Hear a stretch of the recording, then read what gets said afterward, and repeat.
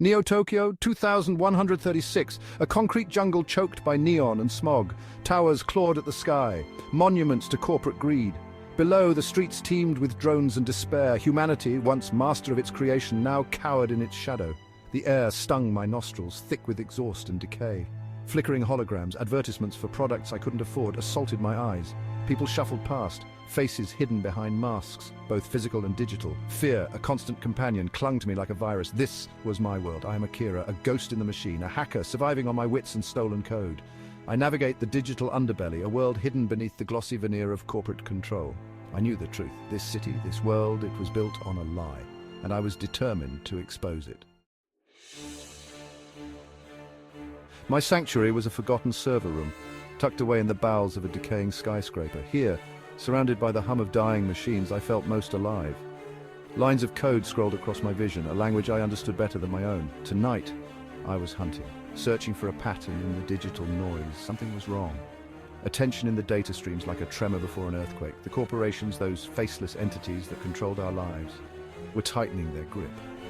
Their surveillance drones were everywhere, their algorithms predicting our every move. I had to find a way to fight back, but I was just one man, alone in a sea of digital shadows, or so I thought. A blip on my radar, an anomaly in the city's surveillance grid. It was subtle, almost imperceptible, but I had learned to trust my instincts.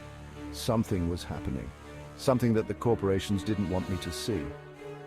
I rerouted my connection, tapping into a security camera near the city's central plaza.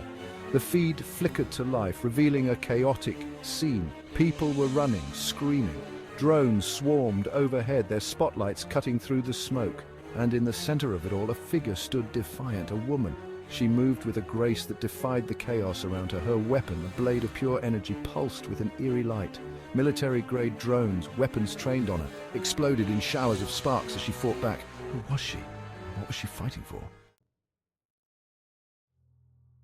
I watched, mesmerized, as the woman cut through the drones like they were made of paper.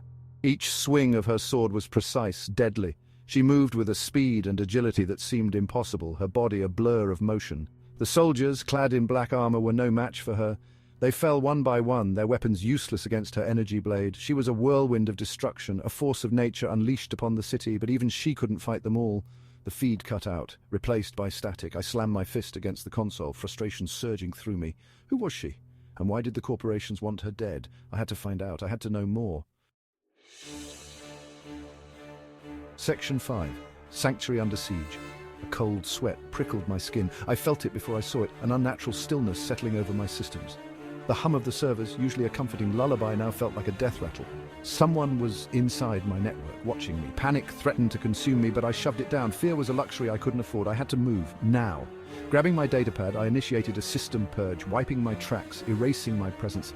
The air crackled with the scent of ozone as the servers overloaded, their fans screaming in protest. It wasn't enough.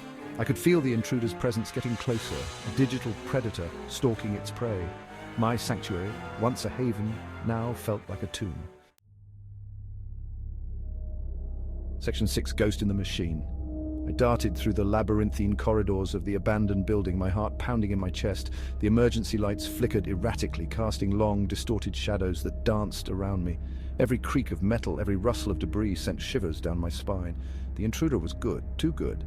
They moved through my systems with an unnerving familiarity, anticipating my every move. It was like they knew me, knew how I thought. I had to lead them on a chase, buy myself some time, but where could I go? In this city, there was nowhere to hide. Section 7, Digital Detective.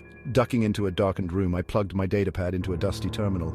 The screen flickered to life, a mosaic of static and distorted images, security footage. It was all I had, the woman. I needed to see her face again. Maybe, just maybe, it would hold a clue. A name, an allegiance, anything that could shed light on who she was, what she wanted. The footage was fragmented, corrupted, but I was able to salvage a few precious seconds, enough to run a facial recognition scan. The results were almost instantaneous and utterly unexpected. There was no match, no record of her existence in any database. It was like she had sprung from thin air, a ghost in the machine, just like me. A tremor ran through the building. Dust rained down from the ceiling as the intruder escalated their assault, tearing through firewalls, disabling security protocols. They were herding me, funneling me towards a dead end. My options were dwindling. I could feel their presence closing in on me, a digital net tightening around my position.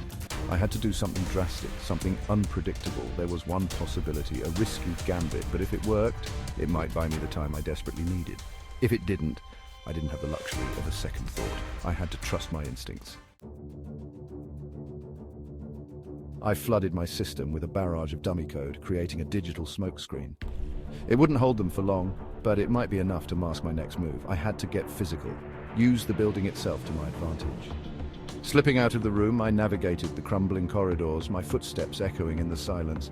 The air was heavy with the smell of decay, a testament to the city's slow decline. I could feel the intruder's presence behind me, a constant pressure on my senses. They were toying with me, savoring the hunt.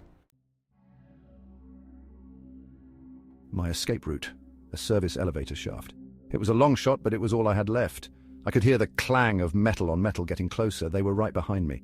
Heaving open the heavy elevator door, I stepped inside, the smell of grease and dust assaulting my nostrils. I didn't dare look back. As the doors clanged shut, I initiated the manual override, sending the elevator hurtling downwards. The last thing I saw before the darkness swallowed me was a pair of eyes, glowing blue, staring at me through the rapidly diminishing gap in the elevator doors. The impact rattled my bones. I stumbled out of the elevator, my vision blurry, my ears ringing. I had made it for now. But I knew this was only the beginning. The woman with the energy sword, she was out there, and she was looking for me. But why? What did I have that she needed? I limped back to my makeshift workstation, my body bruised but my spirit unbroken. She had invaded my sanctuary, my domain, but she had also shown me something: hope.